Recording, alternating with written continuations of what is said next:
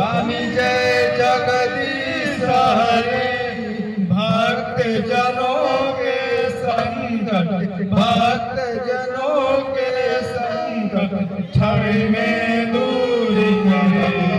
ओम जय जगदीश हरे। हे भगवान, एक गरीब बालक को थोड़ा ध्यान दी। हम असरा लगोले बानी, हमरो मनोकामना पूरा करी भगवान। भगवान रउआ दानी है, दाता है, तीनों लोग के मालिक है। रउआ सबके मनोकामना पूरा करिले, तनी हमनियो पर ख्याल करी।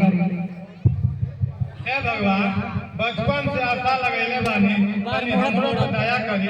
ई एहसान जिंदगी में आपके कबो ना भुलाई।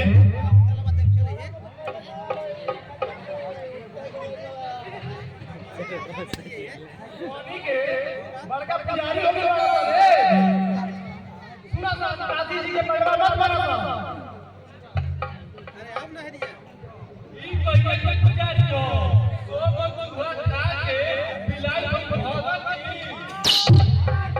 अरे तो हनियों के पूजा करत रे। शिव गुरु सबकर मनोकामना पूरा करे ना। अब तो हनियों के करी हो। चलो सब चले के पढ़े, नहीं तो मास्टर बड़ी मार मारी। ये भाई नया जमाना के मास्टर जानते बाना सब।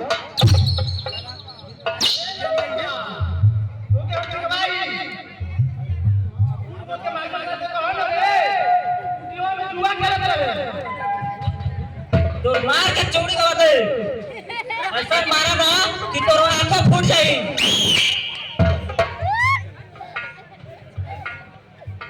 बड़ा जोर मारे, इनका मार का पहला का। लाल भक्ति तू जानत लो, इन तीनों के तीनों बदमाशन के पुड़िया आवस। गौतम जी के बाबूजी से झूठ मूठ बात बोलवा के मार पीट करवा देले रोशन पोखरवा पर। मगलू कह दिए बेटा जी न तो मार के चमड़ी उखाड़ ले।